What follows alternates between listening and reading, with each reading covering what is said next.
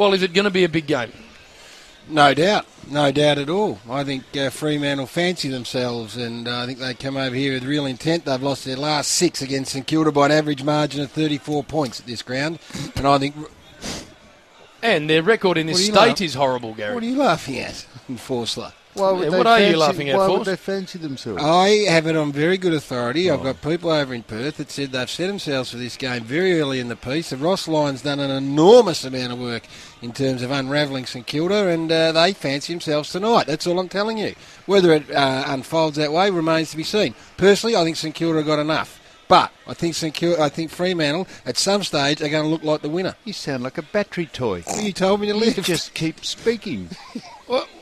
Why would you monotone. chortle Well, about... Jim asked a question and everyone looked at each other. Why would you find that humorous, Foss, that he answered a simple question very well? Well, he said St Kilda have beaten them 6 of the last 6 times by a margin of 34 points, and they fancy themselves. I mean, every side fancies themselves, don't they?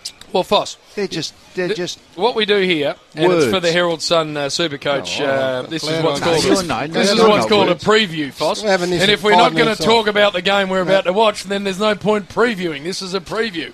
No, I'm talking about the game we're about to watch, right. Jim. Your thoughts? My thoughts are that it will be a very hard-fought contest because no one's set themselves for anything. They come on a weekly basis to try and beat the presented opposition, and all that other stuff is just gobbledygook. Grist Sam. to the mill, you think? Grist to the mill. Sam, could I suggest perhaps that tonight is the first genuine opponent of quality that the Saints have faced?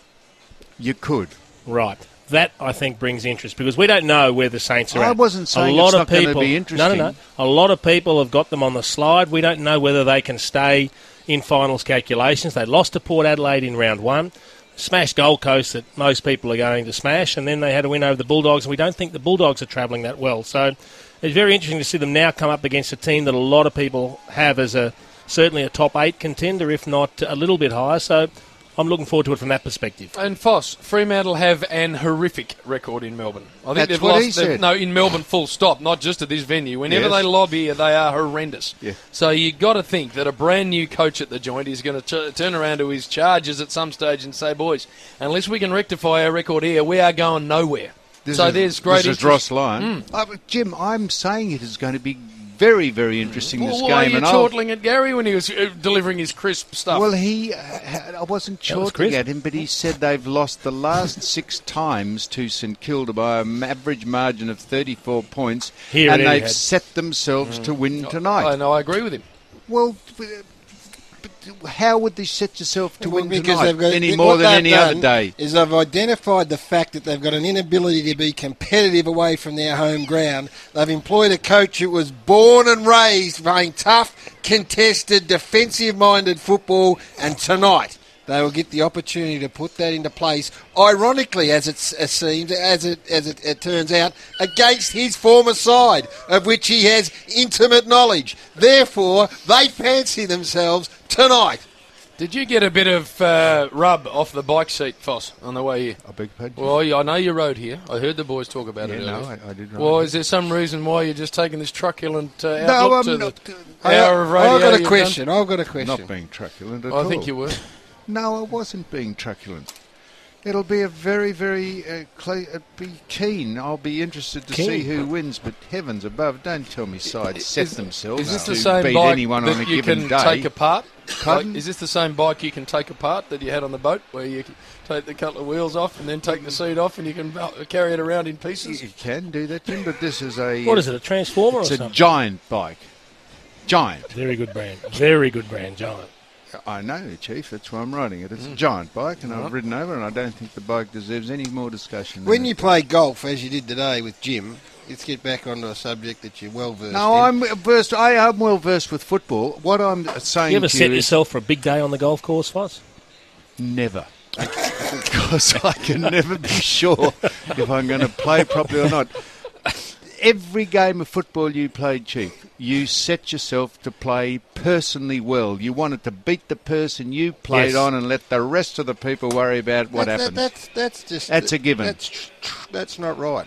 very simplistic. I'm Alan. sorry. I think that's not right. Of course it's not right. You give your teammates a chop out as well. There are so. some days when you prepare far better than others, and that is a fact, and you would have as well as a footballer. You can't tell me that in your 303 games you prepared exactly the same mentally and physically every single week. I can tell you I tried to prepare as well as I could every single time I played. I never took it for granted, and no matter who we played against, because I always singled out the person I was meant to play on, and my job was to beat that person and let the coach and everyone else worry about the destiny of the football side. That is why you are a champion of the game. No, it's not. No, don't. Excuse me. Unfortunately, there are others that don't have that capacity to get themselves up week in and week out, and that is a fact.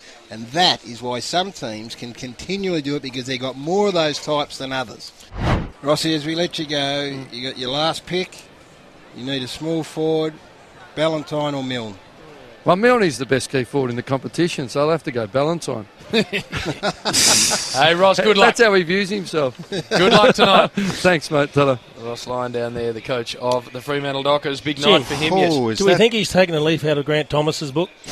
Is that 10-minute answers to every question. You can only get asked a couple of questions, can't I you? tell you what, Gary, I'm starting to come round to you.